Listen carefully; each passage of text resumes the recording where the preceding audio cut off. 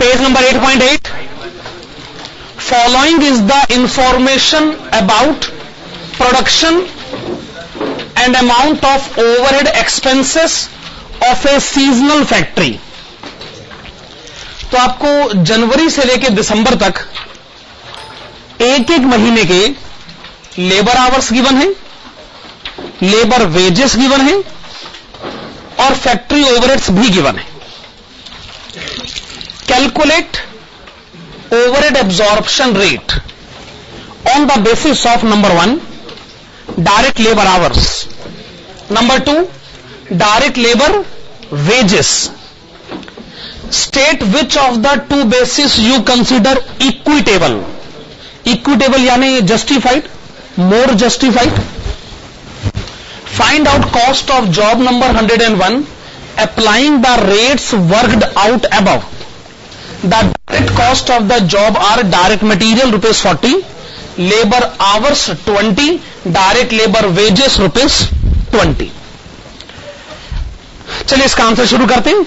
Heading डालेगा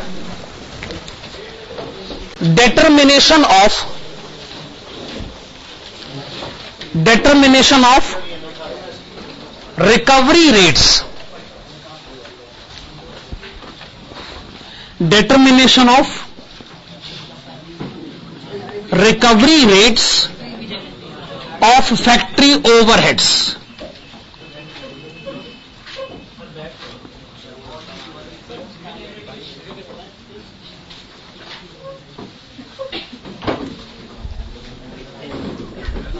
हाँ जी, हम ये जानना चाहते हैं कि कस्टमर से फैक्ट्री ओवरहेड मांगने का कौन सा तरीका अपनाया जा सकता है. इनफैक्ट क्वेश्चन में आपको क्लियरली कहा गया है, लिसन प्लीज, क्वेश्चन में आपको क्लियरली कहा गया है कि आपको दो तरीके अपनाने हैं. नंबर 1 कौन सा है वैसे? On the basis of direct labour hours. तो आप लिखिएगा number 1 on the basis of direct labour hours.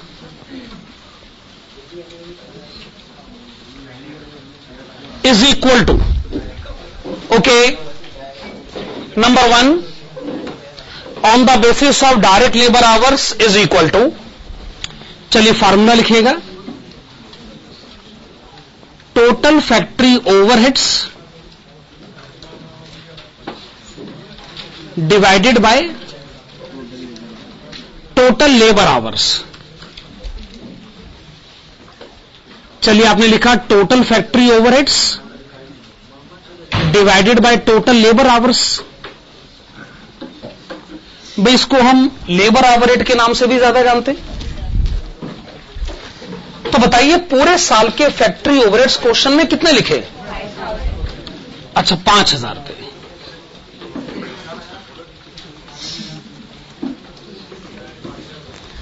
हाँ जी, पूरे साल के फैक्ट्री ओवरहेड्स आपने लिखे 5,000 रुपए. अब बताइए पूरे साल के लेबर आवर्स कितने? 20,000.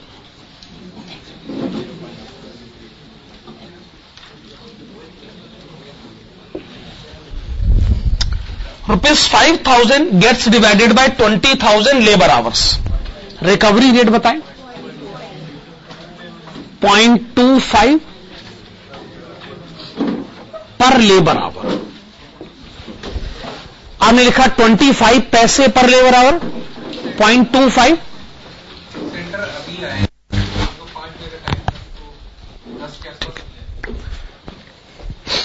बेसिकली हमने इस क्वेश्चन के आंसर में एक ही कैलकुलेशन करी. कैलकुलेशन कौन सी है? फैक्ट्री ओवरहेड का recovery rate on the basis of labour hours. ये बेसिकली लेबर आवर रेट है. सिंपल सा फॉर्मूला है, factory overheads divided by labour hours. Factory overheads question में गिवन है 5,000, लेबर आवर्स गिवन है 20,000. वी गेट 25 पैसे पर लेबर आवर. आप इसके नीचे लिखेगा it means the factory overheads, it means the factory overheads to be recovered from the customer it means the factory overheads to be recovered from the customer is 25 paise, 25 पैसे पर labour our, 25 पैसे पर labour our. अच्छा, ये method कौन सी industry को suitable हो सकता है? जहां labour hours most important factor, manual dependent industry, manual oriented industry, labour dependent industry. इसका मतलब ऐसी सारी इंडस्ट्रीज जहां मैनुअल डिपेंडेंस बहुत ज्यादा है, हम उनको यही सलाह देंगे कि यही रिकवरी रेट अडॉप्ट करें। ठीक है। नंबर टू लिखिएगा, on the basis of direct labour wages, on the basis of direct labour wages. Question में कहा गया है कि अब आपको दूसरा मेथड भी अडॉप्ट करना है। आइए इसका फार्मूला लिखते हैं। टोटल फैक्ट्री ओवरहेड्स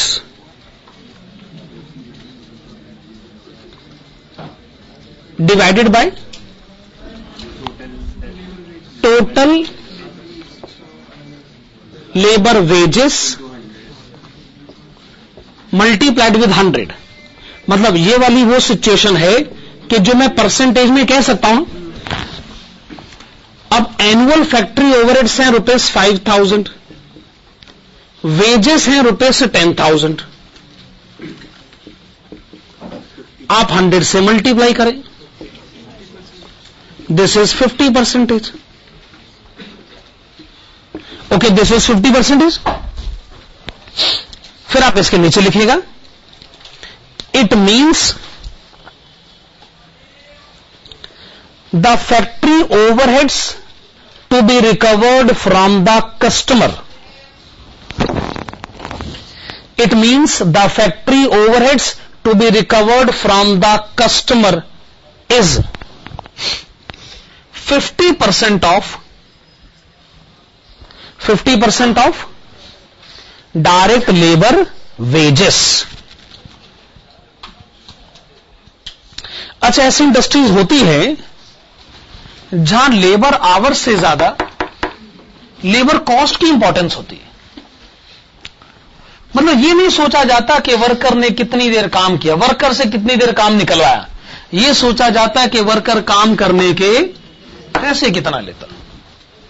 अगर आपकी फर्म में डॉक्टर्स काम करते हैं, चार्टर्ड अकाउंटेंट्स, एडवोकेट्स, ये सारे के सारे कितने घंटे काम करते हैं, ये नहीं सोचा जाता। ये काम करने के पैसे कितने लेते हैं, ये सोचा जाता है। हां, जहां तक अनस्किल्ड वर्कर्स का सवाल है, जो बहुत ही लो सैलरी पर एम्प्लॉय करे जाते हैं, उनकी जब सैलरी हाई है ही नहीं, तो आप उसके बारे में सोचिए क्यों रहे। आप तो ये सोचिए कि ऐसे वर्कर से कितने घंटे काम करवाया जा सकता है, और स्किल्ड वर्कर के बारे में सोचिए कि वो काम करने के पैसे कितना लेता है। तो जैसी नेचर हो वैसा मेथड अडॉप्ट करें। लेबर आवर इंपॉर्टेंट बेसिस है तो ये मेथड लगा लीजिए, लेबर कॉस्ट इंपॉर्टेंट बेसिस है तो ये मेथड लगा लीजिए। अच्छा, क्वेश्चन एक जगह कहता है, state which of the two basis you consider equitable, यानी मोर जस्टिफाइड। एक काम और, पहली लाइन फिर से पढ़िए। पहली लाइन में हो सकता है आपको थोड़ा क्लू मिले कि आपका डिस्कशन किस डायरेक्शन की तरफ जाना चाहिए। Following is the information about production and amount of overhead expenses of a seasonal factory. इसका मतलब आपका जो डिस्कशन है उसका डायरेक्शन सीजनल फैक्ट्री के कंटेक्स्ट में होना चाहिए। सीजनल फैक्ट्री का मतलब तो आप जानते ही, जैसे हो सकता है किसी कंपनी का काम गर्मियों में ज्यादा हो, सर्दियों में कम हो, सर्दियों में ज्यादा हो, गर्मियों में कम हो, तो वो एक तरीके की सीजनल इंडस्ट्री होती है। तो आपको बताना है कौन सा मेथड ज्यादा सूटेबल होगा सीजनल फैक्ट्री के कंटेक्स्ट में। तो एक काम करते हैं, मान लीजिए कि हमने 1 घंटे वर्कर से काम करवाना है, सीजन में भी और ऑफ सीजन में भी। पर आप जानते हैं सीजन में वर्कर जो है महंगे रेट पर काम करता है और ऑफ सीजन में वो सस्ते रेट पर काम करता है। हो सकता है वर्कर ये कहे कि जी अगर मैं सीजन में काम करूंगा ना तो मैं 1 घंटे की वेजेस लूंगा 100 रुपए, लेकिन अगर मैं ऑफ सीजन में काम करूंगा तो मैं 1 घंटे की वेजेस लूंगा 60 रुपए। Quite possible.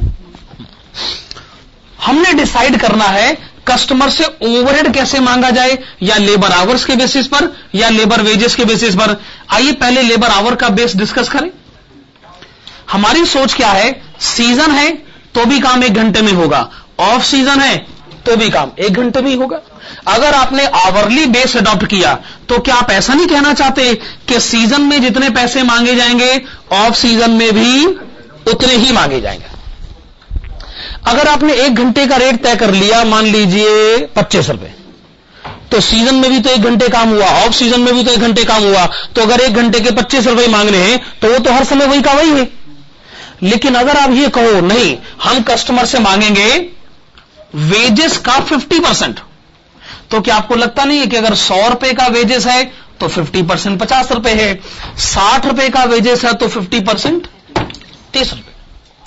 अगर आप वेजेस पर रिकवरी करोगे तो वेजेस तो फ्लक्चुएट करेंगे, सीजन में ज्यादा होंगे, ऑफ सीजन में कम होंगे। तो अगर सीजन में वेजेस ज्यादा होगा तो इस पर बेस रिकवरी रेट भी ज्यादा होगा, ऑफ सीजन में वेजेस कम होगा तो इस पर बेस रिकवरी रेट भी कम होगा। अब आप फैसला करिए कि सीजन ऑफ सीजन में रिकवरी आइडेंटिकल होनी चाहिए या सीजन में रिकवरी ज्यादा होनी चाहिए, ऑफ सीजन में कम होनी चाहिए।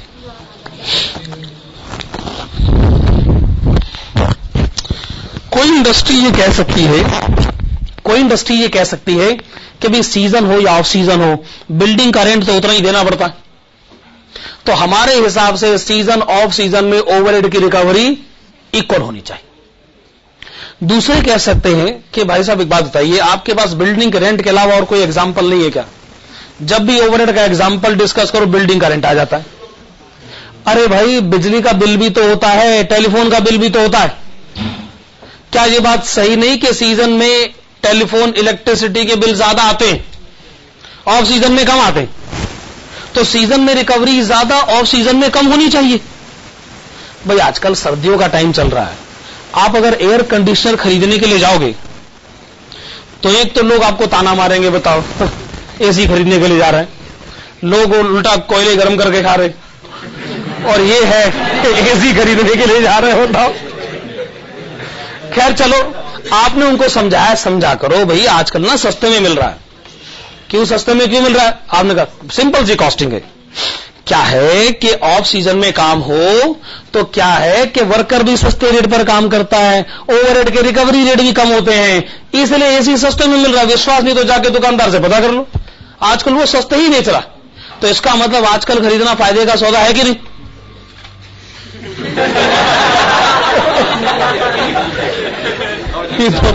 इन्होंने मेरा एग्जाम्पल ही डिस्ट्रॉय कर दिया होगा।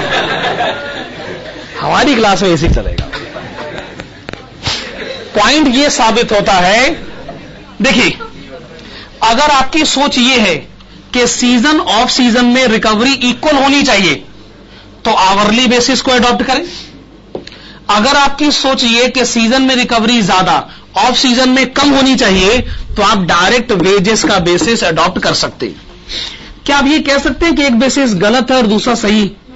कैसे कह सकते? इतनी बड़ी बात कैसे कह सकते हैं? अरे भाई आप अपने बिजनेस को बेहतर समझते हैं तो कैसे रिकवरी होनी चाहिए इसका फैसला आप खुद लीजिए। हम तो बता सकते हैं जैसी आपकी सोच होती है वैसा आपका रिकवरी रेट होता है। आइए इस बात को लिखें। It is recommended to recover It is recommended to recover factory overheads. It is recommended to recover factory overheads on the basis of labor hours. It is recommended to recover factory overheads on the basis of labor hours if the intention is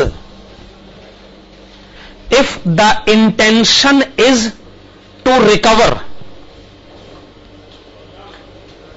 if the intention is to recover identical overheads, if the intention is to recover identical overheads, ignoring the fact that the job is completed, ignoring the fact that the job is completed during season or off season, ignoring the fact that the job is completed during season or off season. Okay, next paragraph. On the other hand,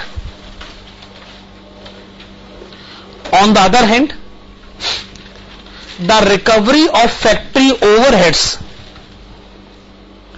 on the basis of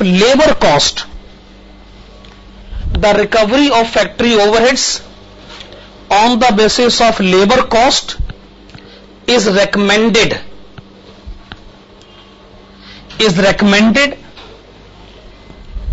in such a case,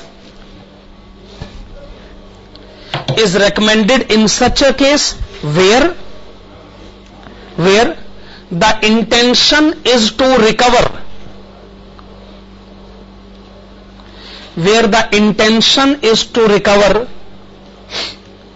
maximum overheads during the season, and minimum overheads during the off season.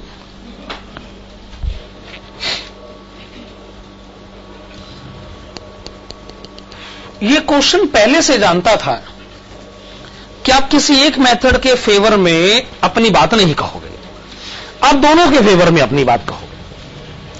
इसलिए question ने आखिर में कहा कि एक काम करो, हम आपको कस्टमर नंबर 101, जॉब नंबर 101 की कुछ डिटेल्स बताते हैं, आप ना इसकी फैक्ट्री कॉस्ट कैलकुलेट करो और दोनों तरीकों से कैलकुलेट करके बताओ, क्योंकि आपने तो किसी एक के फेवर में अपनी बात कही नहीं। तो अब आप हेडिंग डालेंगे कंप्यूटेशन ऑफ फैक्ट्री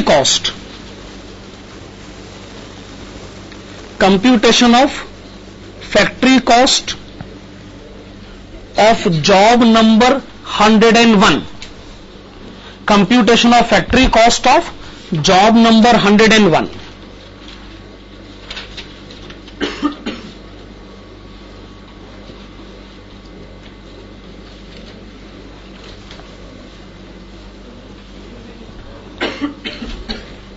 तो जो कॉलम्स आपको बनाने हैं, सबसे पहले पर्टिकुलर्स, उसके बाद recovery of factory overheads on, पहला केस लेबर आवर्स और दूसरा केस लेबर कॉस्ट।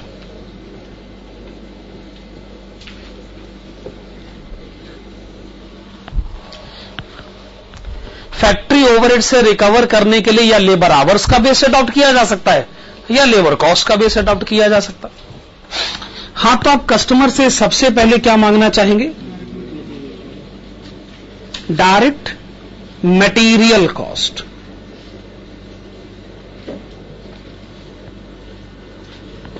वैसे कितनी मटेरियल कॉस्ट मांगनी? ₹40, 40 रुपए। तो आप मटेरियल कॉस्ट मांगिए ₹40, 40 रुपए। फिर आप कस्टमर से क्या मांगेंगे? Direct labour cost. कितना मांगना बताइए? ₹20।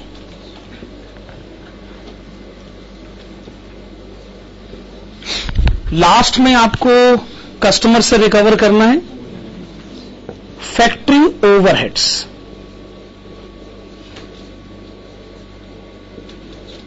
Okay, factory overheads. पहला मेथड ये कहता है कि कस्टमर से रिकवरी करिए 25 पैसे पर लेबर आवर।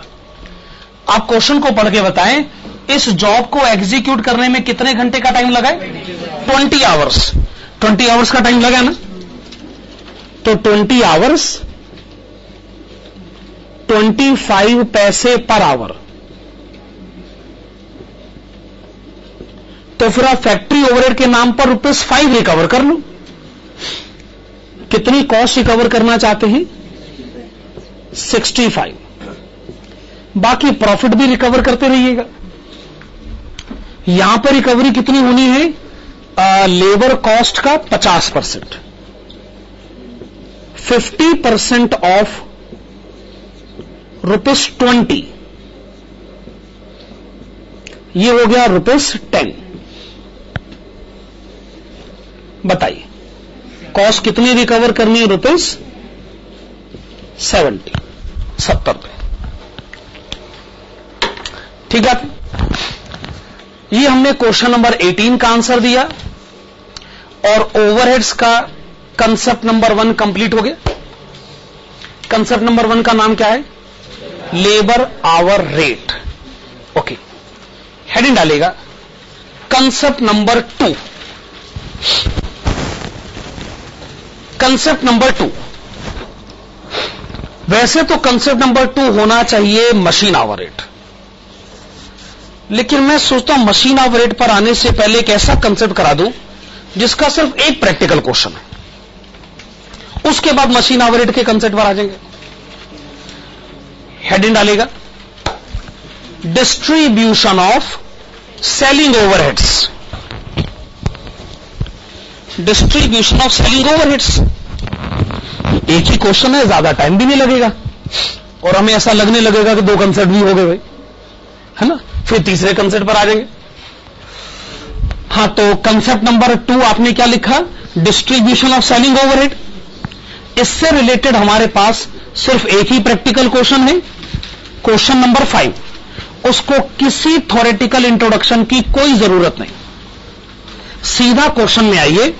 बहुत बढ़िया क्वेश्चन है, फुल ऑफ नॉलेज है, एक्सप्लेनेशन बहुत है उसके अंदर, लेकिन सीधा प्रैक्टिकली डील करेंगे। Page number 8.3, please come to page number 8.3। A company is making a study of relative profitability of 2 products, A and B. In addition to direct cost, indirect selling and distribution cost to be allocated between the 2 products are as under: insurance charges for inventory finished, storage cost, packing and forwarding charges, salesman salary, invoicing cost. Other details: selling price per unit, cost per unit exclusive of indirect selling and distribution cost, annual sales in units, average inventory, number of invoices. 1 unit of product A requires space twice as much as product B. The cost to pack and forward 1 unit is same for both the products. Salesmen are paid salary plus commission at rate of 5% on the sale, and equal amount of efforts are put forth on sale of each of the product. Required number 1, set up a schedule showing apportionment, इसको underline करेगा, apportionment of indirect selling and distribution cost between the 2 products. Number 2, prepare a statement showing relative profitability of 2 products. Apportionment यानी क्या? Distribution, बंटवारा करना। तो question की पहली requirement क्या है कि एक स्टेटमेंट बनाइए जिसमें आप सेलिंग और डिस्ट्रीब्यूशन एक्सपेंसेस को बांटें प्रोडक्ट ए और बी के बीच में। लिखेगा नंबर 1, हेडिंग डालेगा number 1, statement showing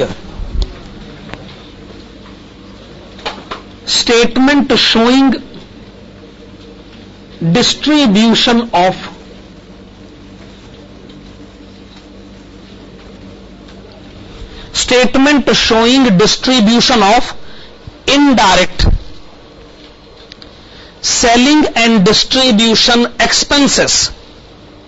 Statement showing distribution of indirect selling and distribution expenses among products A and B.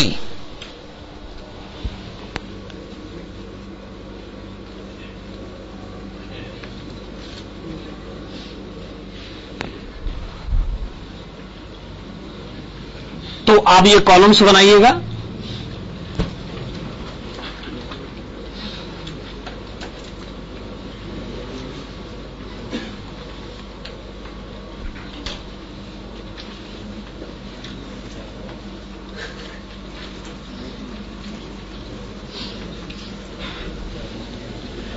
हाँ जी, particulars basis total product A and product B.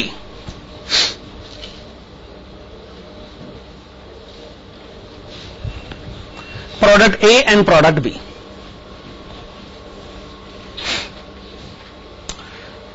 सबसे पहला सेलिंग ओवरहेड क्वेश्चन में कौन सा गिवन है? Insurance charges for inventory finished, जिसका total हमें कितना गिवन है? 78,000। आपने लिखा 78,000, पर्टिकुलर्स में लिखेगा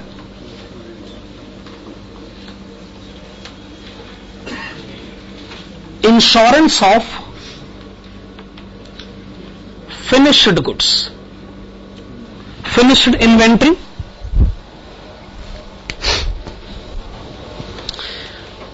क्या आप बता सकते हैं इस क्वेश्चन में इंश्योरेंस को बांटने के लिए सबसे अच्छा बेसिस कौन सा रहेगा? क्यों?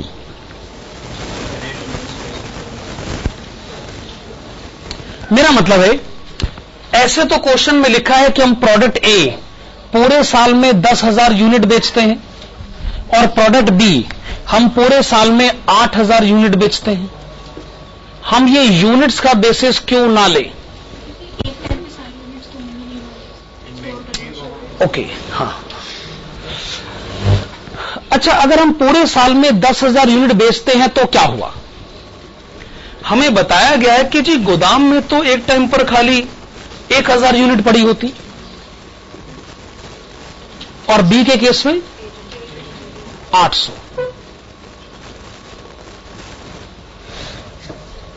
अगर गोदाम में आग लग गई तो क्या 10,000 यूनिट खराब हो जाएंगी कि 1,000? ऑब्वियस सी बात, जो सामान एक टाइम पर पड़ा होगा वही खराब होगा ना, वही चोरी होगा ना। इसका मतलब इंश्योरेंस का इस बात से कोई लेना देना नहीं है कि आप पूरे साल में यूनिट कितनी बेचते हैं। इंश्योरेंस का इस बात से लेना देना है कि गोदाम में सामान कितना रखा है, क्योंकि वही डैमेज होगा। तो आपका यह पॉइंट ऑफ व्यू सही है कि हमें बेसिस एवरेज इन्वेंट्री का लेना चाहिए, पर यह इनकंप्लीट है। एवरेज इन्वेंट्री तक बात सही है, पर बात पूरी तरह सही नहीं, कुछ रह गया। आप कहते हैं वैल्यू ऑफ एवरेज इन्वेंट्री, ये आप थोड़ा सा चूक गए, कुछ और कहिए। Cost of average inventory, value से मतलब कुछ और निकल आता है असल में। बेसिस लिखेगा कॉस्ट ऑफ एवरेज इन्वेंट्री।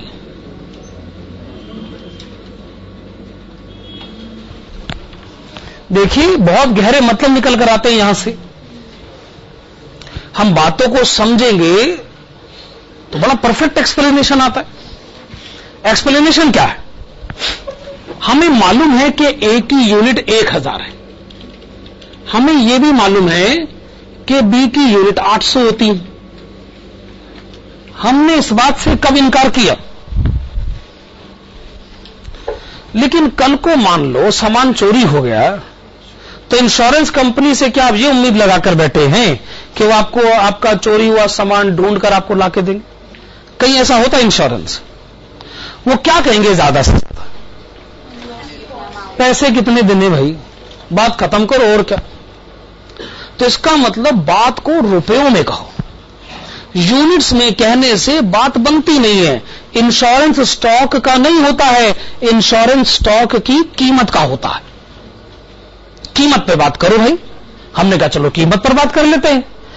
एक यूनिट जो है 300 रुपए में बनती है, लिखा हुआ क्वेश्चन। और बी की एक यूनिट 600 में।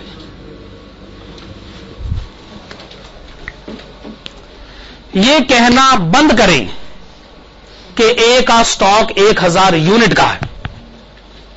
ये कहें कि ए का स्टॉक 3 लाख रुपयों का है, बी का स्टॉक 4,80,000 का है।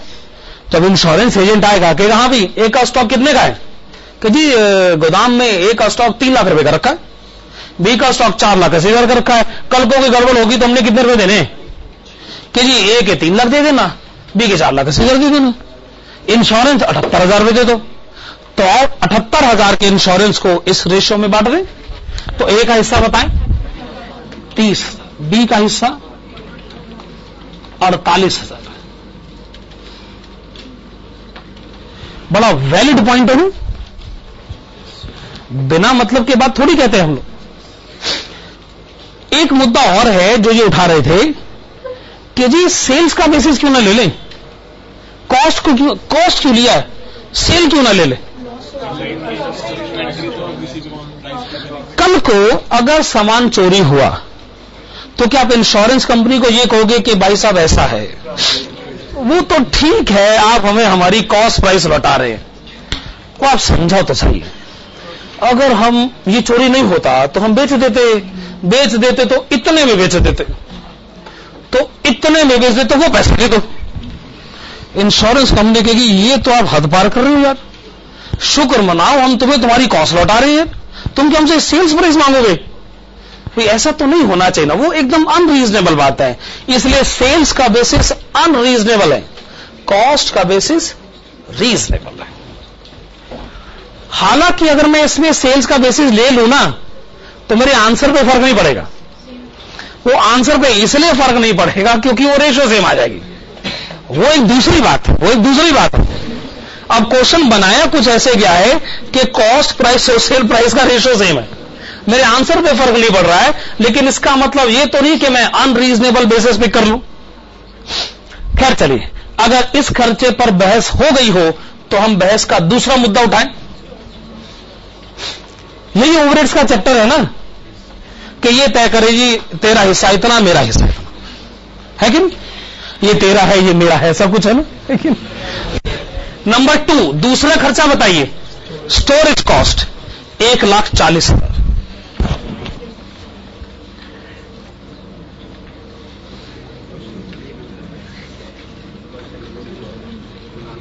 Storage cost 1,40,000।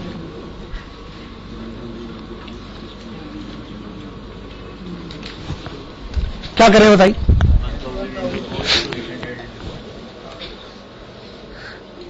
मतलब नाम क्या है उसका, नाम क्या है, स्पेस।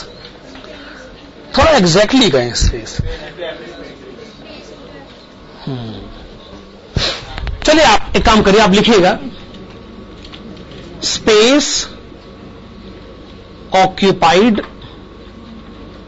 बाय एवरेज इन्वेंट्री, पूरा लिखिए आप, space occupied by average inventory, space occupied by average inventory. देखो जी, हमें गोदाम में ए का स्टॉक रखना पड़ता है 1000 यूनिट का, और हमें बी का स्टॉक रखना होता है 800 यूनिट का, ठीक है ना। ए का स्टॉक रखना पड़ता है 1000 यूनिट का, बी का स्टॉक रखना पड़ता है 800 यूनिट का। और क्वेश्चन कहता है ए की एक यूनिट को बी के मुकाबले डबल जगह चाहिए। अगर बी की एक यूनिट को जगह चाहिए 1 स्क्वायर फीट, तो ए की एक यूनिट को जगह चाहिए 2 स्क्वायर फीट, है क्यों। यानी ए की 1000 यूनिट्स में 2000 स्क्वायर फीट जगह घेरी हुई है, और बी की 800 यूनिट में 800 स्क्वायर फीट जगह घेरी हुई। ये रेशो ठीक है। तो ए का हिस्सा बताइए, 1 लाख। बी का हिस्सा बताइए 40,000, ठीक है ना। स्टोरेज कॉस्ट के बाद आप मुझे बताएं तीसरी कॉस्ट कौन सी है? Packing and forwarding charges,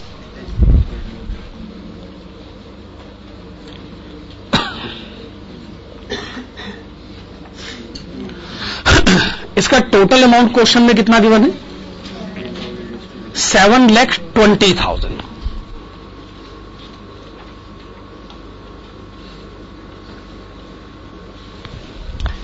question कहता है कि ए हो या बी हो, एक एक यूनिट को पैक करना पड़ता है और एक एक यूनिट को पैक करने की कॉस्ट इक्वल है। इक्वल है, बेसिस क्या लिखें? Annual units sold. भाई पूरे साल में आप एक ही यूनिट बेचते हैं 10,000, तो आपने एक ही 10,000 यूनिट को पैक करा है। आप बी की यूनिट बेचते हैं 8,000, तो आपने 8,000 यूनिट को पैक किया है। इससे सिंपल बेस क्या होगा? ए की ज्यादा यूनिट पैक करी गई है, बी की कम यूनिट पैक करी, तो कितना कॉस्ट है?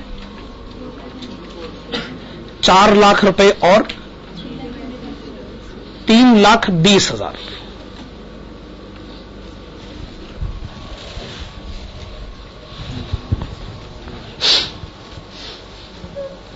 हो सकता है कि क्वेश्चन इस कंटेक्स्ट में साइलेंट हो, तो मुझे क्या सोचना चाहिए?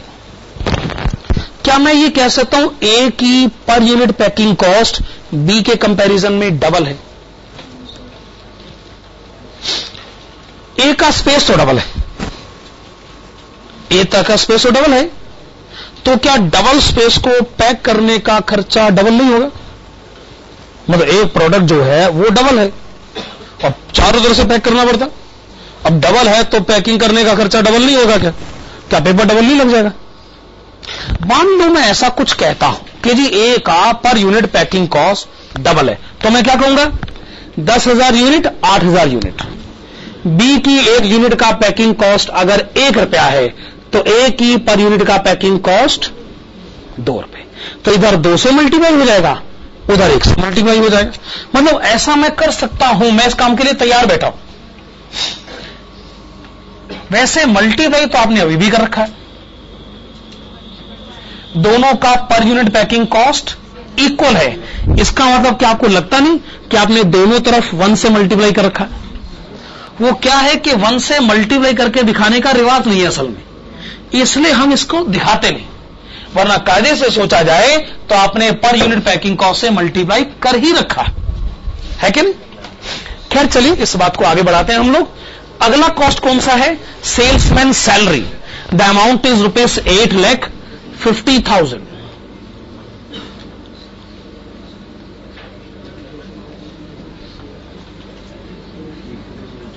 सेल्समैन सैलरी लिखिएगा 8,50,000। अच्छा, इसको अभी आप जरा रोकिएगा। अगला कॉस्ट लिखिएगा इनवॉइसिंग कॉस्ट।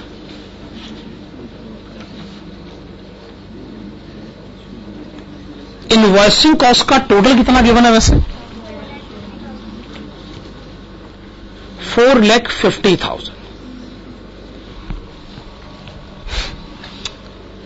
आप बेसिस के कॉलम में लिखिएगा नंबर ऑफ इनवॉइसेस। ए के इनवॉइसेस कितने हैं? 2,500। बी के इनवॉइसेस कितने हैं? 2,000। हालांकि ये बात बड़ी अनरीजनेबल सी है कि आपका बिल बनाने का खर्चा 4.5 लाख रुपए आ गया। तो ये बिल बनाने का खर्चा, बिल बनाने में खर्चा कितना होता है भाई? 4.5 लाख रुपए। पता नहीं कौन सी बिल बुक आपने खरीदी होगी जो 4.5 लाख रुपए की आई है। खैर चलिए, हमें इस बात से क्या लेना।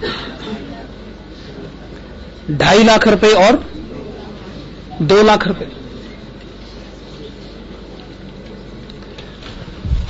क्या हमने सारे एक्सपेंसेस लिख लिए हैं? क्या हमने सारे एक्सपेंसेस लिख लिए? आप सब लोग कह रहे हैं कि अभी हमने सारे एक्सपेंसेस नहीं लिखे। हां, सेल्स कमीशन,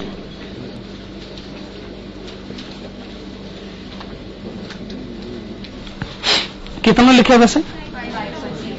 तो बेसिस में लिखेगा 5% of sales, 5% of sales.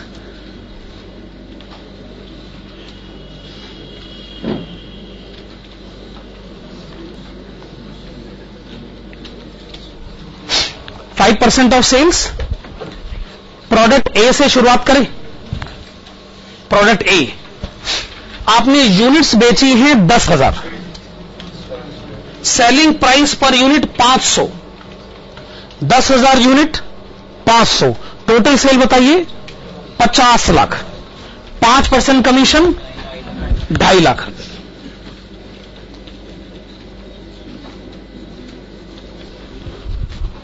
₹2.5 lakh.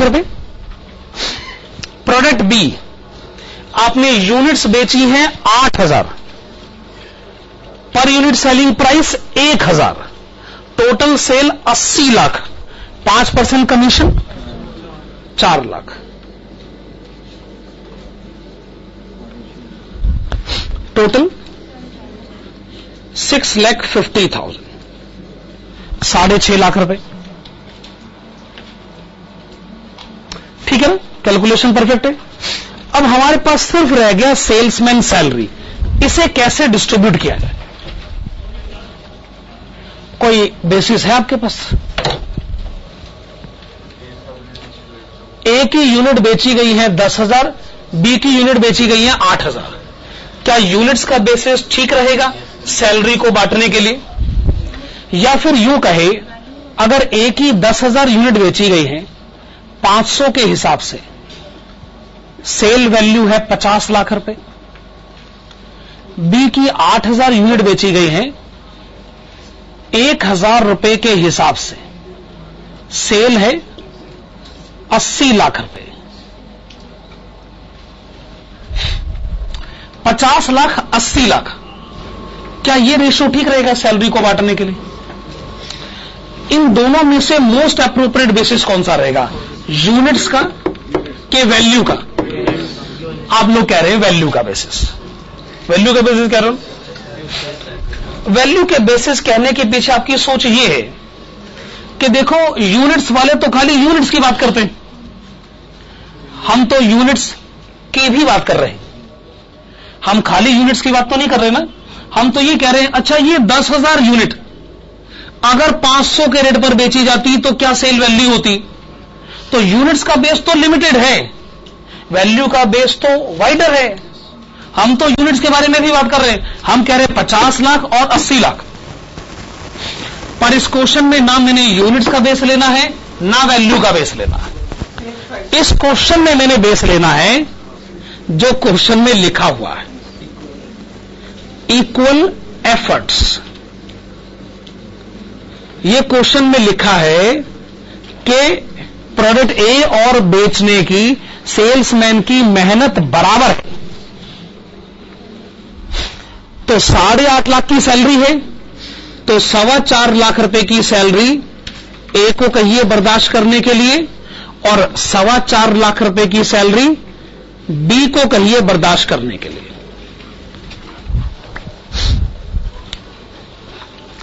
Obviously अगर क्वेश्चन में यह बात नहीं कही गई होती तो मैं यूनिट्स या वैल्यू में से कोई एक बेसिस ले ही लेता, ऐसा मुझे करना भी चाहिए। अच्छा, बात आगे बढ़ाने से पहले एक बात बताइए, सेल, लिसन प्लीज, सेल क्या आपकी मेहनत का नतीजा है? आप मेहनत करते हो तभी तो सेल होती है ना। जब आप कहते हो 10,000 यूनिट 8,000 यूनिट, क्या आप ये कहते हो ये आपकी मेहनत की रेशो है? मेरी मेहनत के कारण 10,000 यूनिट ए की बेची गई और 8,000 यूनिट बी की बेची गई, ये आपकी मेहनत का रेशो है?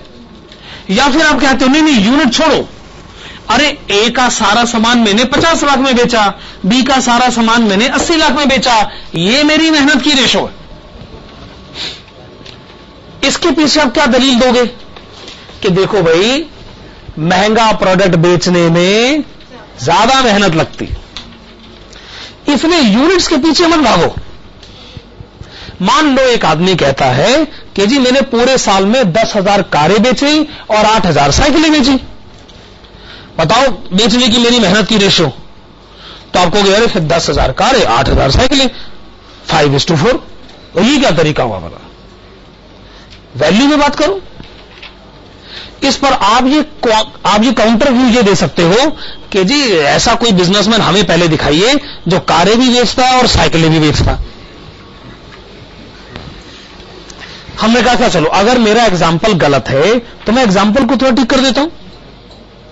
देखो जी कार कंपनी 10 लाख रुपए वाली कार भी बेचती है और 2 लाख रुपए वाली कार भी बेचती है। आपको क्या लगता है दोनों कारों को बेचने में क्या सेल्समैन की बराबर की मेहनत लगती? 2 लाख वाली कार बड़े आसानी से वो बेचते हैं क्योंकि उनका पोटेंशियल कस्टमर बहुत ज्यादा है, और 10 लाख वाली कार बेचने में उनको बहुत मेहनत करनी पड़ती है, कस्टमर को ढूंढ ढूंढ के लाना पड़ता है। तो इतना आसान काम ये नहीं होता है। तो इसलिए खाली क्वांटिटी का बेस अपने आप में जस्टिफाइड नहीं है, बेस होना चाहिए वैल्यू का। वही आपकी मेहनत को ट्रू सेंस में रिप्रेजेंट करती है। ठीक बात है ना? खैर चलिए अब आप बताइए टोटल का टोटल पहले 28,88,000 14,55,000 and 14,33,000। फिर से बताइए 33,000 14,33,000। देखो भाई हमने क्वेश्चन के फर्स्ट पॉइंट का आंसर दे दिया। हमें बड़े सारे सेलिंग और डिस्ट्रीब्यूशन एक्सपेंसेस बताए गए, उसके टोटल बताए गए। हमने एप्रोप्रिएट बेसिस को ढूंढा और सभी एक्सपेंसेस को डिस्ट्रीब्यूट किया। क्वेश्चन की फर्स्ट रिक्वायरमेंट डील हो गई। आइए क्वेश्चन की सेकंड रिक्वायरमेंट की तरफ। चलिए क्वेश्चन की सेकंड रिक्वायरमेंट की तरफ आइएगा। लिखा है prepare a statement showing relative profitability of 2 products. आप हेडिंग डालेंगे statement showing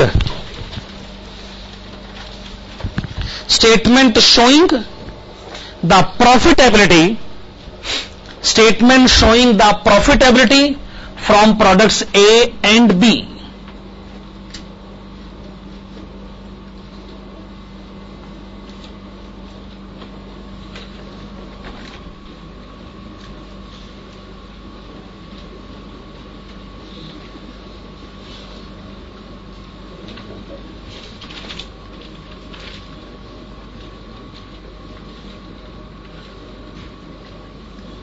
Particulars product A and product B.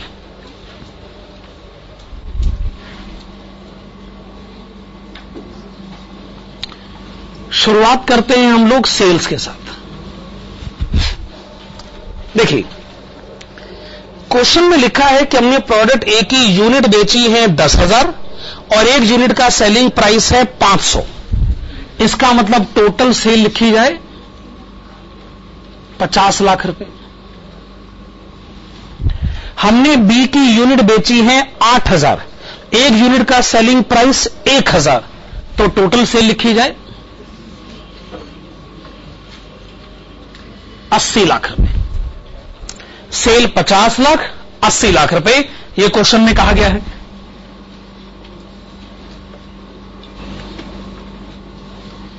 इसमें से माइनस करिएगा total cost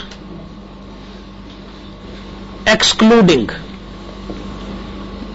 indirect selling and distribution expenses।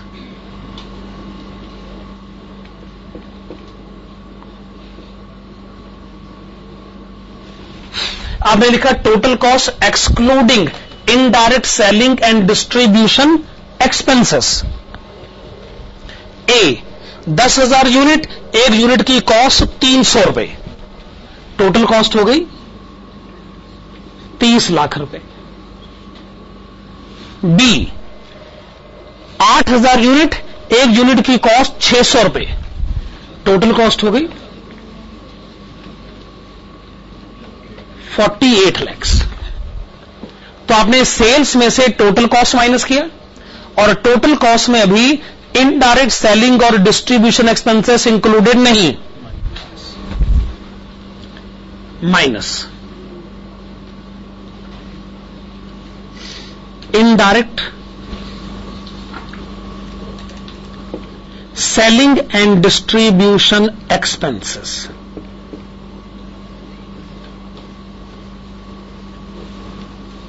ये आप ऑलरेडी कैलकुलेट कर चुके हैं।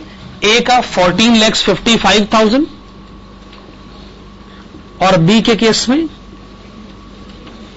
14,33,000।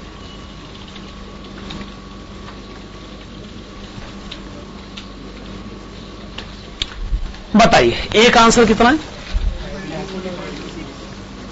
फिर से बताइए। ओके, 5,45,000, 17,67,000।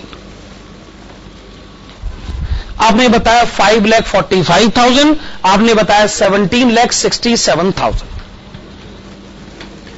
पर शायद क्वेश्चन आपसे प्रॉफिट नहीं, प्रॉफिटेबिलिटी पूछ रहा। प्रॉफिटेबिलिटी यानी net profit ratio. Net profit ratio formula बड़ा सिंपल सा है, आप प्रॉफिट को सेल से डिवाइड करिए, 100 से मल्टीप्लाई करिए, यानी हम आपसे प्रॉफिट की रेशो पूछ रहे हैं। प्रॉफिट को सेल से डिवाइड करिए, 100 से मल्टीप्लाई करिए। तो ए का आंसर दीजिए 10.9%। बी का आंसर दीजिए 22.08%। प्रॉफिटेबिलिटी कैलकुलेट करना कोई मुश्किल काम तो नहीं था ना। I think this is 22.09, this is 22.09। Profitability यानी नेट प्रॉफिट रेशो। हां जी, ओवरहेड्स के चैप्टर का कंसेप्ट नंबर 2 कंप्लीट हुआ। इस कंसेप्ट में मैंने कोई थ्योरेटिकल नोट नहीं लिखाया क्योंकि इसकी कोई जरूरत नहीं थी। अब आप लिखेंगे कंसेप्ट नंबर 3। कंसेप्ट नंबर 3 लिखेगा, most important concept of this chapter. Exam में क्वेश्चन आने के बहुत ज्यादा chances, machine hour rate. Concept number 3 heading डालेगा मशीन आवर रेट। देखो भाई, लेबर आवर रेट तो आप कैलकुलेट कर चुके हैं। आप लेबर आवर रेट कैसे कैलकुलेट करते थे? Total factory overheads divided by total labour hours. अच्छा, मशीन आवर रेट कैसे कैलकुलेट होगा? Total factory overhead divided by total machine hours. बस इतने से फर्क है। जहां मशीनें बहुत चलती है वो मशीन आवर रेट का बेस अडॉप्ट करते हैं। बस आप मशीन आवर से डिवाइड कर दीजिएगा, आपको मशीन आवर रेट पता चल जाएगा। ये कोई मुश्किल काम तो नहीं है ना। आप आइएगा क्वेश्चन नंबर 6 पर। Please come to question number 6। A department has 3 machines.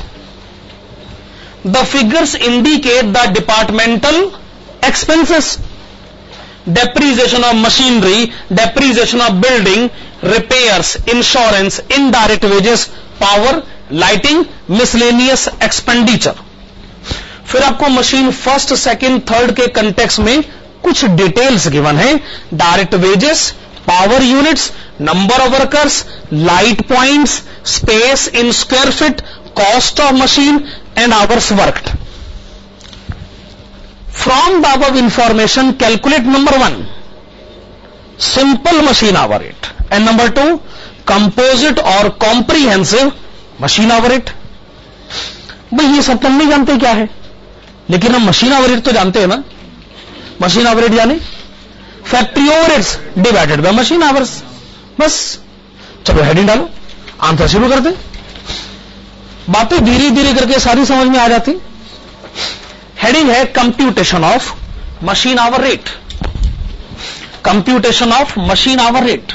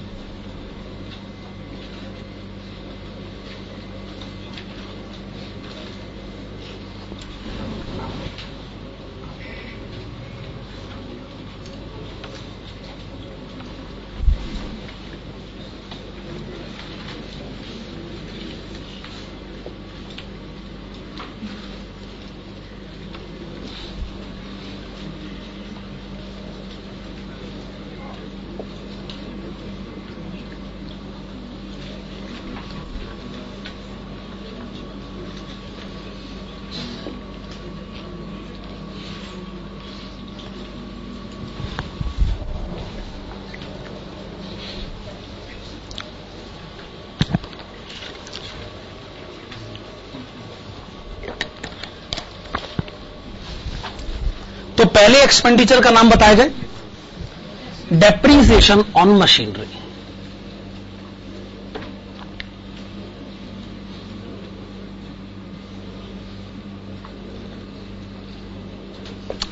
Amount बताएंगे rupees 12,000। Depreciation on machinery amount आपने बताया रुपीस 12,000। बेसिस बताइए। कॉस्ट ऑफ मशीन का बेसिस कहकर आप ये कहना चाहते हैं कि महंगी मशीन का डेप्रीसिएशन ज्यादा, सस्ती मशीन का डेप्रीसिएशन कम। आवर्स कहकर आप ये कहना चाहते हैं कि जो मशीन ज्यादा चली उसका डेप्रीसिएशन ज्यादा और जो कम चली उसका डेप्रीसिएशन कम। हाँ तो कहिए अब क्या करें? आपने तो दो बातें कह दी। क्या हम दोनों बेसिस को इंपॉर्टेंट मानते हैं? क्या डेप्रीसिएशन दोनों बातों पे डिपेंड करता है? मशीन का महंगा सस्ता होना, मशीन का ज्यादा कम चलना। तो क्यों ना दोनों बेसिस ले लें। अब ये दोनों बेसिस कैसे लिए जाते हैं? Cost multiplied with hours.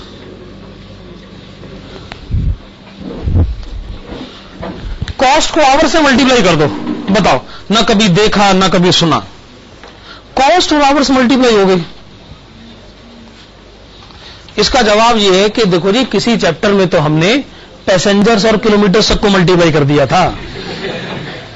तो इतनी भी कोई बड़ी बात नहीं है, आप जितना हैरान हो रहे। अभी मल्टीप्लाई करके बताते। देखो 3 लाख की कॉस्ट है, 200 आवर्स।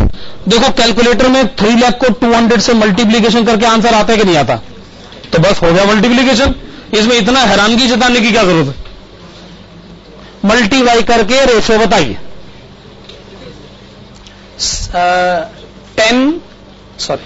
6 लाख 10, 6, 9। क्या 10, 6 और 9 का रेशो बनता है?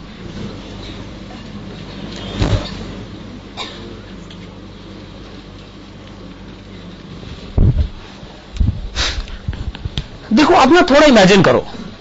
मान लो मशीन सस्ती है पर वो चली ज्यादा है, तो होगा क्या? जब आप मल्टीप्लाई करोगे तो बैलेंसिंग होगी। माना वो सस्ती है पर ज्यादा चली है, इसका मतलब उसका थोड़ा रेशो में इंपैक्ट आ जाएगा। या फिर मशीन महंगी है पर चली कम है, तो जब मल्टीप्लाई करोगे तो उसका इंपैक्ट आ जाएगा ना। दोनों बातें आ जाएंगी। और अगर मशीन बहुत महंगी है और बहुत ज्यादा चली है तो उसका इंपैक्ट सबसे ज्यादा आ जाएगा। यही तो हम चाहते हैं कि उसका डेप्रीसिएशन सबसे ज्यादा रिकॉर्ड किया जाए। एक बात और, अच्छा ये सब ना हमारी तरफ से जबरदस्ती नहीं है। अगर आपको नहीं जी मैं तो खाली कॉस्ट का बेसिस लेना चाहता हूं, you are free to do that. हम किसी स्टूडेंट को नहीं रोकते। आपका आंसर उसी हिसाब से हम चेक कर लेंगे। आपको विश्वास नहीं होगा, जैसे अगर आप कॉस्टिंग की 5 किताबें उठाए और हर एक में एक आइडेंटिकल क्वेश्चन आप पिक करें, तो 5 किताबों में उसके आंसर अलग होंगे। क्योंकि किसी ने कोई बेस ले लिया, किसी ने कोई बेस ले लिया। हम किसी को गलत कह सकते हैं कि भाई साहब आप गलत हैं, भाई आप ज्यादा ज्यादा यही कह सकते हो मेरा ओपिनियन सही, इतना कहने का आपका हक बनता है, पर दूसरे को गलत कहने का आपका हक नहीं बनता है। और तो और एक ही किताब में कोई एक किताब उठाइए, उसका पहला सॉल्व क्वेश्चन ओवरहेड का देखिए, दूसरा देखिए, तीसरा देखिए, और आपको मिलेगा कि हर एक में अगले ने बेसिस ही अलग ले रखा। डेप्रीसिएशन बांटने का बेसिस पहले क्वेश्चन में वो कॉस्ट ले लेगा, दूसरे में वो आवर्स ले लेगा, और तीसरे में कॉस्ट मल्टीप्लाइड विद आवर्स। कभी ऑथर से पूछ लो कि भाई साहब ये क्या हिसाब किताब है, कहता जी ऐसा जी, तो हम अपने मूड के हिसाब से आंसर देते हैं ना, बस ये क्वेश्चन कर रहा था तो मुझे ऐसा लग रहा था, वो क्वेश्चन कर रहा था तो मुझे वैसा लग रहा था। इस बार हमने कहा जी आपके ऐसे वैसे लगने के चक्कर में जो स्टूडेंट है उसकी तो ऐसी तैसी होगी। स्टूडेंट बेचारा परेशान है, कहता जी ये क्या हो रहा है भाई, मेरा क्यों कंसेप्ट खराब कर रहे हो। और ये बात 100% फैक्ट है, जो मर्जी कॉस्टिंग की किताब उठा के देख लीजिए, कम से कम बेसिस एक जैसा होना चाहिए, पर वो खुद ही बेसिस नहीं ले रहे। अगर उन्होंने 10 सॉल्व क्वेश्चन के आंसर दे रखे हैं तो हर एक में बेसिस अपनी मर्जी से बदल देते, और वो कहते हैं हमारे इस आंसर को हमारे इस वाले बेसिस के हिसाब से बढ़ाया जाए। यही कॉस्ट अकाउंटिंग जो है उसकी खूबी है कि हम अपने आप को सही कहने की कोशिश तो कर सकते हैं, पर दूसरे को गलत कहने की परमिशन हम नहीं देते। फाइनेंशियल अकाउंटिंग की यही कमी है। फाइनेंशियल अकाउंटिंग सिखाती है कि ये आंसर सही है, बाकी सारे आंसर गलत है। कॉस्टिंग सिखाती है नहीं, ये आपका आंसर जो है ना ये बहुत अच्छा आंसर, अच्छा आपका भी आंसर ठीक है, यानी गुड बेटर बेस्ट, हम ये सिखाते हैं। दूसरे एक्सपेंडिचर का नाम बताएं। डेप्रीसिएशन ऑफ बिल्डिंग 2880 रुपए,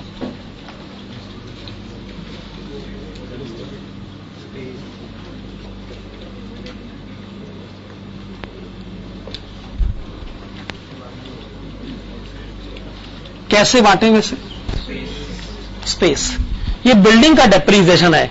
अगर मशीनें आपस में बांटना चाहती हैं तो मेरे ख्याल से स्पेस का बेस ठीक रहेगा। किस मशीन ने बिल्डिंग का कितना एरिया घेरा हुआ,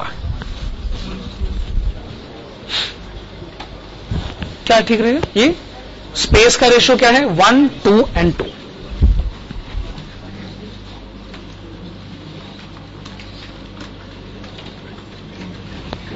नेक्स्ट बताएंगे। नेक्स्ट आपको क्या दे रखा है? Repairs of machinery ₹4000।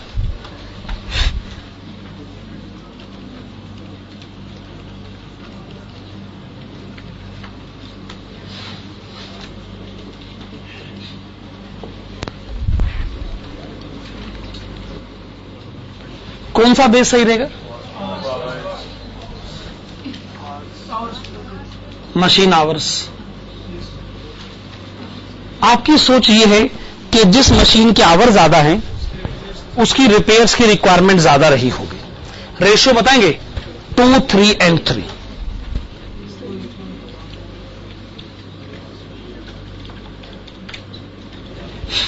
रिपेयर्स के बाद बताइए। Insurance of machinery ₹800।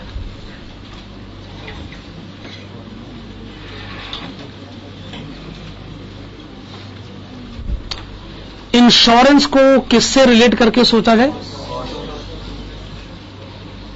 कॉस्ट से, यानी महंगी मशीन का इंश्योरेंस ज्यादा, सस्ती मशीन का इंश्योरेंस कम। 5:2:3।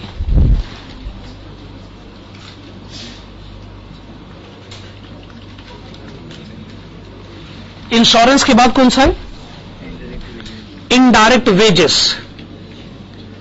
आप मुझे इनडायरेक्ट वेजेस का टोटल बताइए। इनडायरेक्ट वेजेस का टोटल बताइए। 6000। कौन सा बेसिस ठीक रहेगा?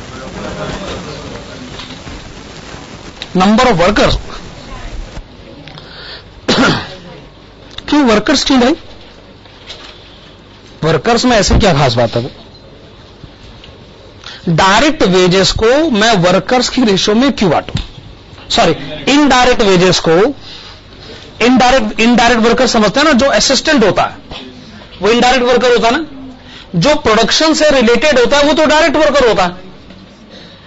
तो सवाल ये उठता है कि इनडायरेक्ट वेजेस यानी असिस्टेंट को दी गई वेजेस को वर्कर्स की रेशो में क्यों बांटे? क्या आवर्स का बेसिस ठीक नहीं रहेगा? क्योंकि आप जो वर्कर्स कह रहे हैं उन वर्कर्स के आप टोटल आवर्स क्यों नहीं ले लेते? यानी जो असिस्टेंट होगा, सोचिए उसने मशीन मैन के वर्कर को कितना असिस्ट करा होगा, मशीन सेकंड के वर्कमैन को कितना असिस्ट करा होगा, और मशीन थर्ड के वर्कर को कितना असिस्ट करा होगा, है कि नहीं? क्यों ना ये सोचा जाए इसके आवर्स कितने, इसके आवर्स कितने और इसके आवर्स कितने, और असिस्टेंट ने उसी रेशो में तीनों मशीनों के वर्कर्स को असिस्ट किया होगा, तो क्या वो आवर्स का बेसिस ठीक नहीं रहेगा? क्या ये बात सही है कि नहीं? सर वर्कर्स भी तो अलग अलग है मशीन के, तो क्यों ना उन सभी वर्कर्स के सभी आवर्स सोचे जाए? वो जो आवर्स लिखे गए हैं वो पर वर्कर नहीं है, वो टोटल आवर्स हैं। मैं वही कह रहा हूं ना, आप सभी वर्कर्स क्यों सोचते हैं, सभी वर्कर्स के टोटल आवर्स क्यों नहीं सोच लेते? देखो भाई, एक असिस्टेंट है, उसको पैसे दिए गए, सवाल यह है कि असिस्टेंट को दिए गए पैसे मशीन 1 कितना सहन करे? तो जवाब है कि जो मशीन 1 का डायरेक्ट वर्कर है, डायरेक्ट वर्कर समझ रहे हैं ना, जो प्रोडक्शन कर रहा है, अगर उसने प्रोडक्शन इतने टाइम तक करा है तो असिस्टेंट ने भी उसको उतने टाइम तक हेल्प करी होगी, है कि नहीं? अब जैसे मैं यहां पढ़ाने का काम कर रहा हूं तो मैं डायरेक्ट वर्कर हूं, और ये जो स्टाफ का मेंबर खड़ा हुआ है ये इनडायरेक्ट वर्कर है, इसका काम असिस्ट करने का है। अब इसकी सैलरी, जो इतने सारे टीचर्स पढ़ाते हैं, इसकी सैलरी बताइए कौन सा टीचर कितना सहन करे? तो क्या यह बात सोची जाएगी कि इसकी असिस्टेंस टीचर्स कितने आवर्स के लिए अवेल करते हैं? क्या आवर्स का बेसिस जस्टिफाइड है? आखिरकार क्यों नहीं जस्टिफाइड है? मेरे ख्याल से तो आवर्स का बेसिस बहुत सही बेसिस है, या सबसे अच्छा बेसिस जो है उसका नाम है डायरेक्ट वेजेस।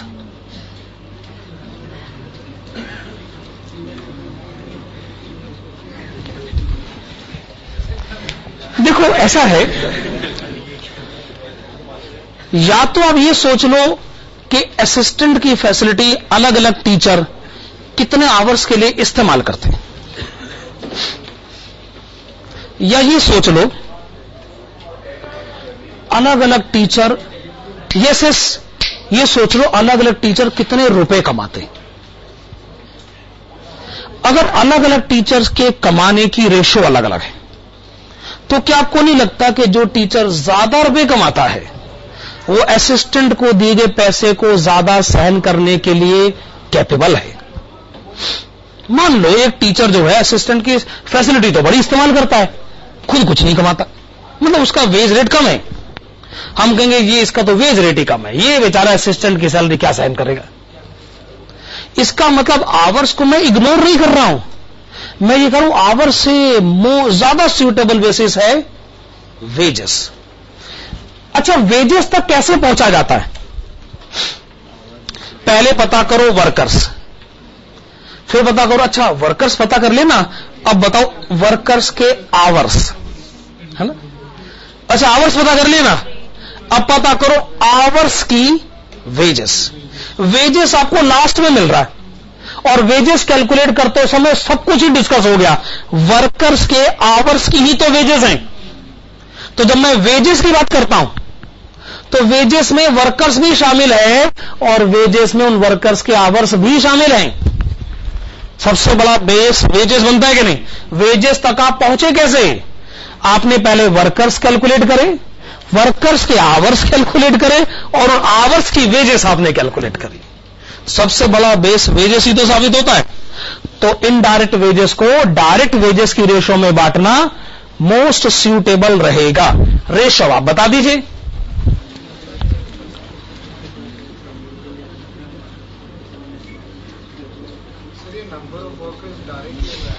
ऑफ कोर्स, और क्या, इनडायरेक्ट वर्कर्स कौन काउंट करेगा भाई? इनडायरेक्ट वर्कर की तो वेजेस बांटी जा रही है, डायरेक्ट वर्कर्स की रेशो में बांटी जा रही है। अगर आप बांटना चाहते हैं तो अगला एक्सपेंडिचर बताइए, पावर। अमाउंट है ₹6,000। कौन सा बेस सही रहेगा? क्वेश्चन में गिवन है, क्वेश्चन में गिवन है। पावर यूनिट्स रेशो बताइए, दोबारा बोली। 3:1:2। पावर के बाद अगला एक्सपेंडिचर बताइए, लाइटिंग। लाइटिंग का टोटल बताइए, 800। लाइटिंग और पावर में क्या फर्क होता है?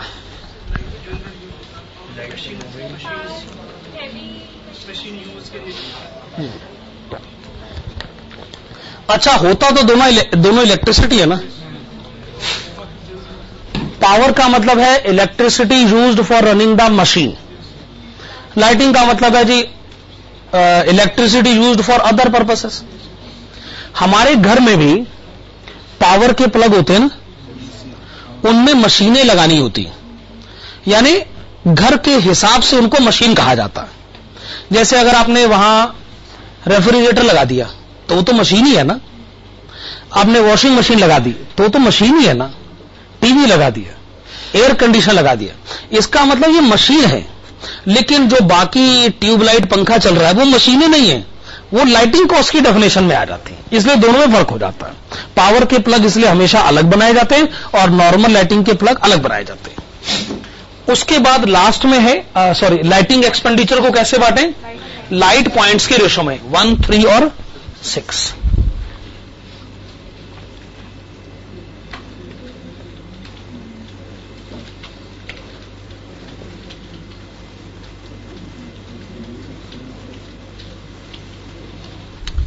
लास्ट में बताएंगे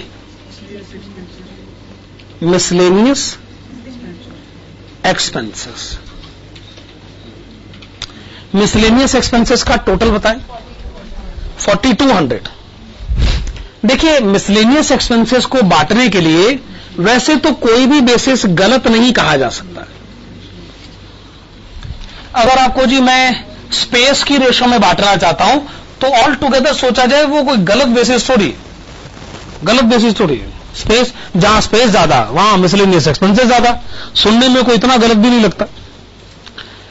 पर फिर भी कौन सा बेसिस लिया जाए? मशीन आवर्स का बेस क्यों लिया जाए? नहीं, ये रीजन सही नहीं है। मशीन आवर्स का बेस क्यों लिया जाए? क्योंकि आप ऑलरेडी ये बात डिक्लेयर कर चुके हैं कि ये मशीन डोमिनेटेड इंडस्ट्री, क्योंकि क्वेश्चन ने मशीन आवर रेट कैलकुलेट करने को कहा है। इसका मतलब मशीन आपकी इंडस्ट्री में मोस्ट इंपॉर्टेंट फैक्टर है। तो फिर आप मोस्ट इंपॉर्टेंट फैक्टर को ही तो इस्तेमाल करेंगे ना। जब most important factor he machine our है तो उसी की मदद लीजिए बांटने के लिए। चलिए बताइए, पहले टोटल का टोटल बताएंगे, 36,680 रुपए। 36,680। मशीन 1 का टोटल बताइए, 12106, 12,106 रुपए। मशीन सेकंड का टोटल बताइए,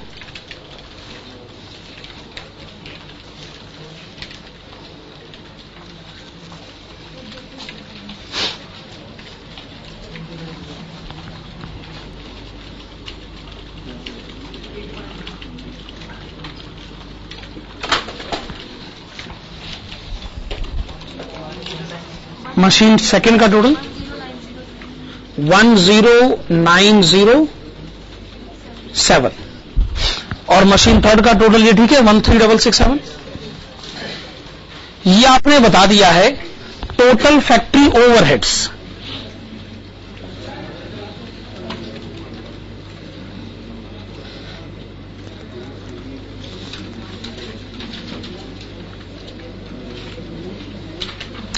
चलिए, ये आपने बताया टोटल फैक्ट्री ओवरहेड्स। फिर आप एक काम करिएगा, अगली लाइन में लिखिएगा machine hours.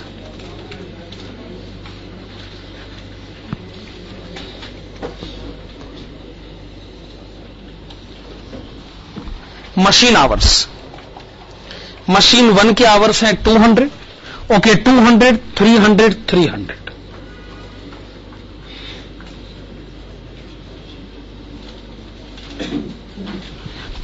Three hundred.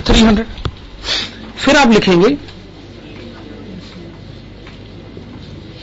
Machine hour rate.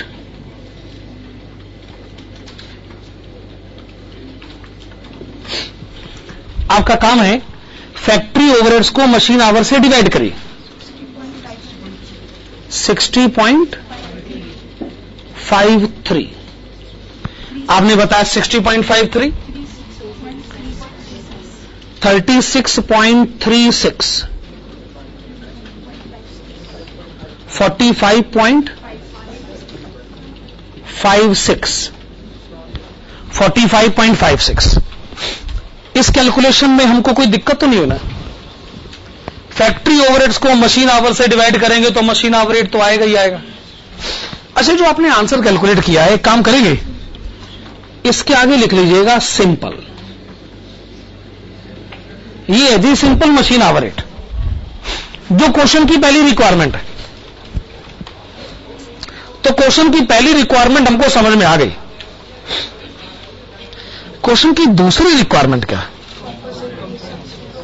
Composite और कॉम्प्रीहेंसिव मशीन आवर रेट। हम तो ये समझना चाहते हैं क्या, सिंपल मशीन आवर रेट तो अपने को पहले से मालूम था, तो हमसे पूछा गया है कॉम्प्रीहेंसिव मशीन आवर रेट। तो आप एक काम करिएगा, आप इसमें ऐड करिएगा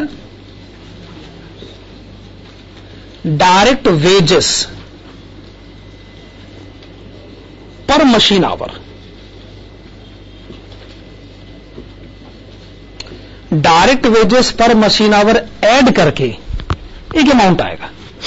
उस अमाउंट को हम कहेंगे कंपोजिट या फिर कॉम्प्रीहेंसिव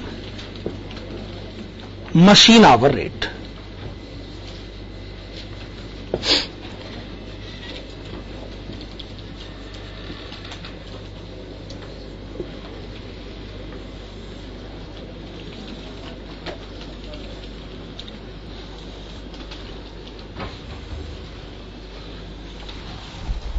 कंपोजिट या फिर कॉम्प्रीहेंसिव मशीन आवर रेट।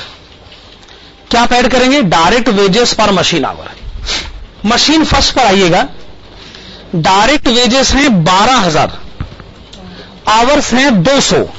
क्या मुझे डायरेक्ट वेजेस पर मशीन आवर बताएंगे? 60। सेकंड के केस में 80, थर्ड के केस में 80। दोनों का करिए total 120.53, 116.36 and 125.56।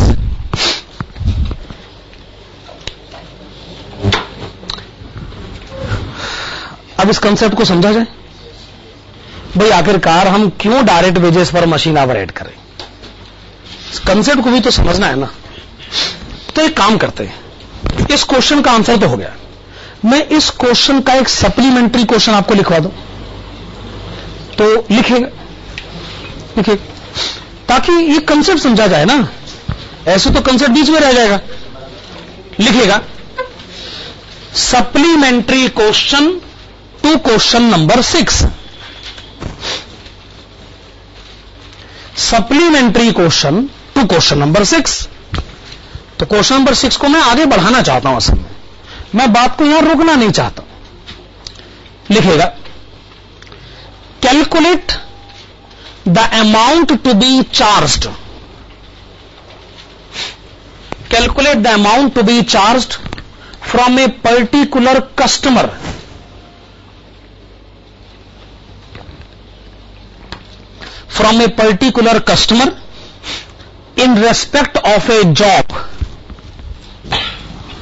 in respect of a job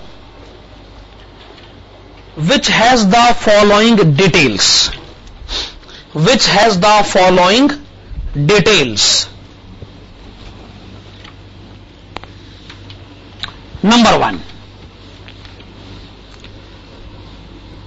material cost of rupees 3000, material cost of rupees 3000. Number 2, labor cost of rupees 2000.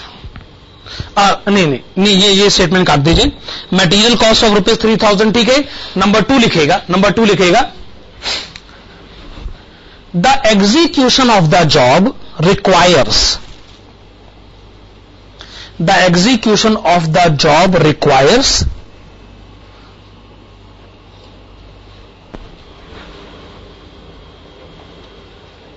5 hours on machine first, 5 hours on machine first, comma 8 hours on machine second and 10 hours on machine third. ये information number 2 मैंने आपको बताई। Information number 3 लिखेगा, administration and selling overhead, administration and selling overhead to be recovered, administration and selling overhead to be recovered rupees 1000, administration and selling overheads to be recovered rupees 1000. और last information, profit to be recovered rupees 2000, profit to be recovered rupees 2000। तो ये एक तरीके से question हो गया। आपसे पूछा गया कि बताइए इस कस्टमर से पैसे कितने मांगने। आइए इसका आंसर देते। इसका आंसर देने के हमारे पास 2 तरीके। मेथड 1 कुछ लिखेगा ऐसे, मटेरियल कॉस्ट,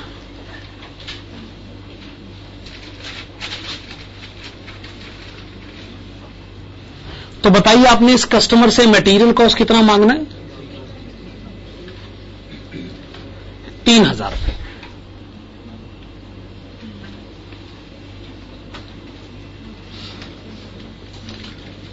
अब आइए इस कस्टमर से लेबर कॉस्ट मांगे। हां, तो machine first, machine second and machine third.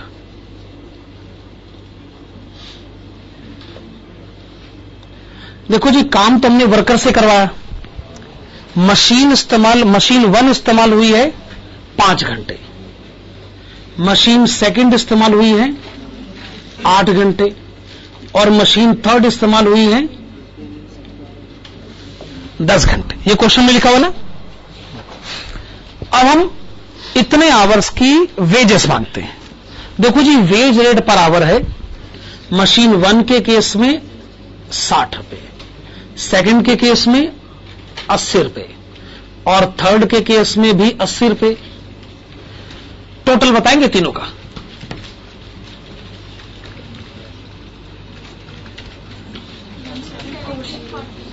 $1740। इसका मतलब आप इस कस्टमर से लेबर कॉस्ट मांगिए 1740 रुपए। अब कस्टमर से क्या मांगा जाए?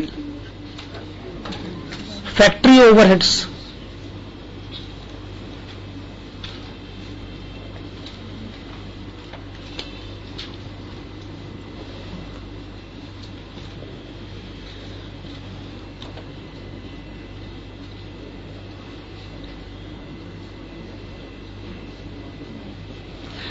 तो मशीन फर्स्ट इस्तेमाल हुई 5 घंटे के लिए, मशीन सेकंड 8 घंटे के लिए और मशीन थर्ड 10 घंटे के लिए।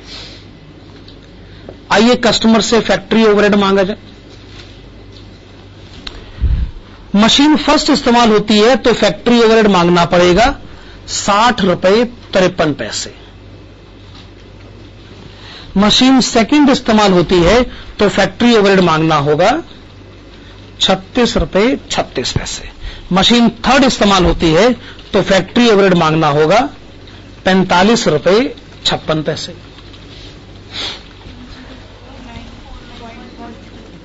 $1049 लिख ले, 1049।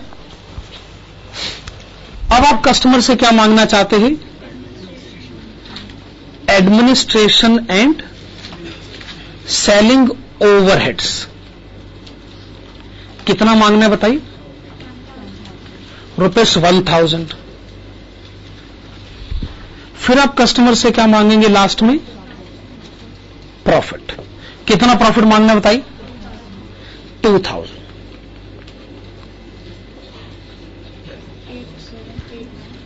सेल्स का अमाउंट बताइए? 8789। मेरे ख्याल से कस्टमर का बिल बनाने का यह तरीका हमको समझ में आ रहा है। बड़ा सिंपल सा प्रोसीजर है।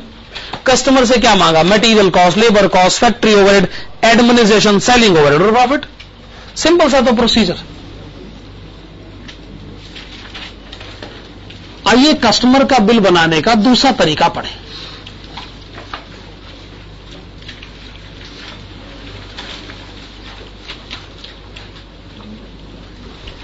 सबसे पहले मांगेगा मटेरियल कॉस्ट।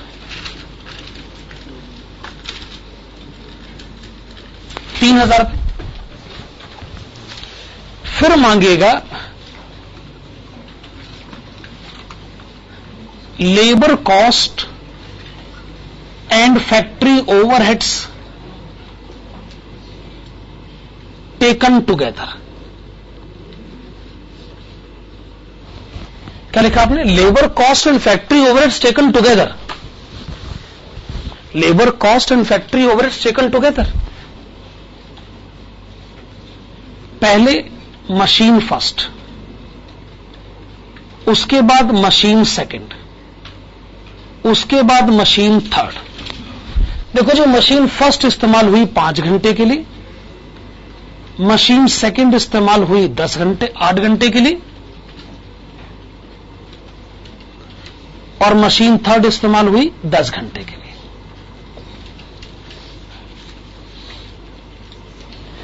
एक घंटे का वेजेस मांगना है ₹60, फैक्ट्री ओवरहेड ₹60.53। दोनों का टोटल बताएंगे? 120.53। ये 120.53 में यहां से पिक कर रहा हूं, जिसको मैंने नाम दिया है कॉम्प्रिहेंसिव मशीन आवर रेट, यानी फैक्ट्री ओवरहेड और डायरेक्ट वेजेस मिलाकर। और उसके बाद machine second 116.36, machine third 125.56, 2789। Okay 2789।